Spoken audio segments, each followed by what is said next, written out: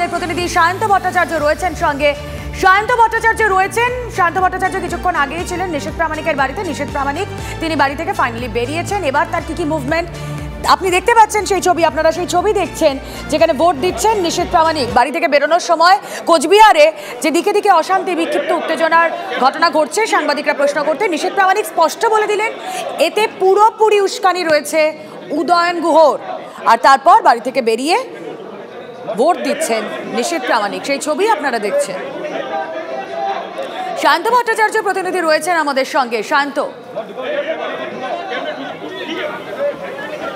একদমই দেখো, উদয়ন গুহ কিন্তু আজ তিনি 11:30 পৌনে 12টার সময় বাড়ি থেকে বেরোলেন। নিশীথ প্রামাণিক বেরোলেন। 2043টা যে বুথ রয়েছে কোচবিহার লোকসভা কেন্দ্রের, একদমই নিশীথ প্রামাণিক বেরিয়ে তিনি কিন্তু ভোট দিলেন এবং ভোট দেওয়ার পর কিন্তু সরাসরি তিনি বিভিন্ন এলাকা পরিদর্শনে যাচ্ছেন। তুমি দেখতে পাচ্ছ এই যে স্কুল চৌপতি উচ্চ বিদ্যালয় প্রাথমিক স্কুল, এখান থেকে বেরিয়ে তিনি সরাসরি এবার বিভিন্ন এলাকা ঘুরবেন।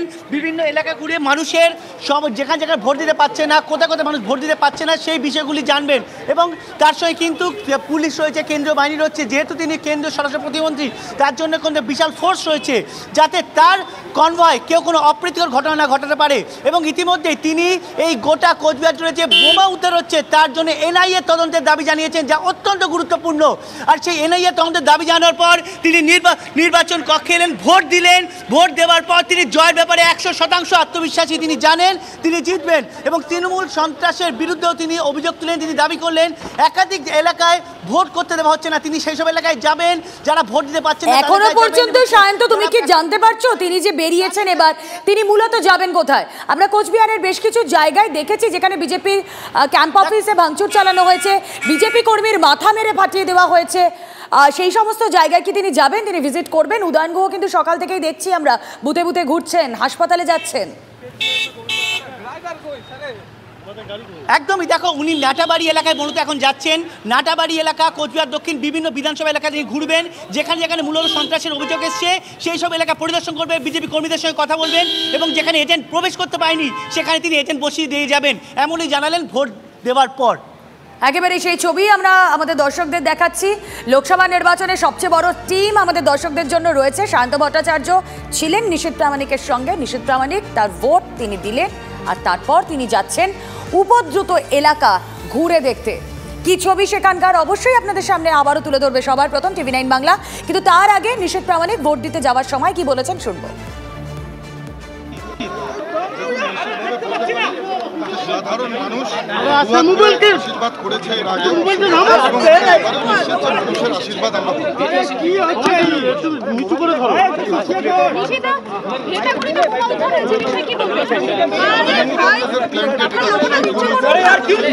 মন্দিরের অভাব নেই।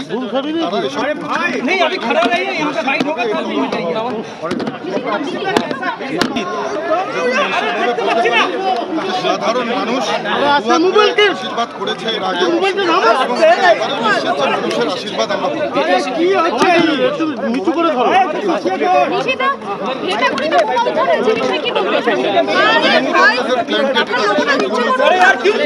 মন্দিরের অভাব নেই।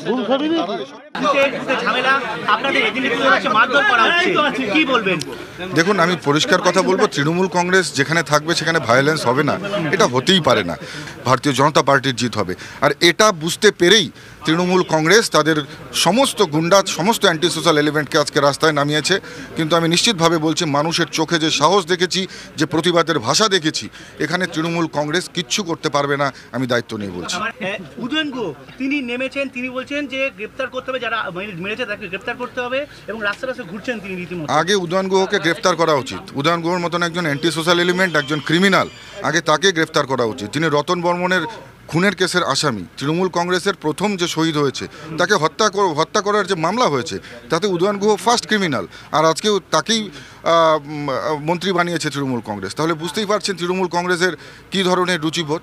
আমি দায়িত্ব নিয়ে বলে যাচ্ছি, এরা যত গুন্ডামি মস্তামি যত কিছুই করবার চেষ্টা করুক, যতই চোখ রাঙাক, সাধারণ মানুষ নিজের মেরুদণ্ডকে সোজা রেখে প্রতিবাদ গড়ে তুলবে এবং নিজেদের ভোটাধিকার প্রয়োগ করবে। নিশীথ প্রামাণিকের single point target Udayan Guha, সেই একই অভিযোগ উদয়ন গুহ করছেন। কি বলেছেন একবার শুনবো।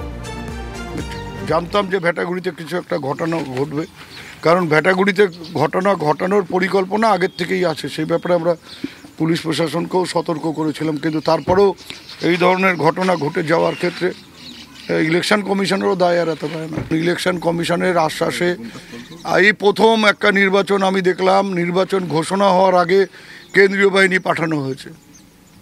আমার এই বয়সে আমি জীবনে কখনো এই চিত্র দেখিনি। তারপরেও যদি কোনো একটা রাজনৈতিক দলের ব্লক সভাপতির মতন একজন নেতা আক্রান্ত হয়, তাকে রক্তাক্ত হয়ে হাসপাতালে ভর্তি হতে হয়, তার জন্য দায় কার?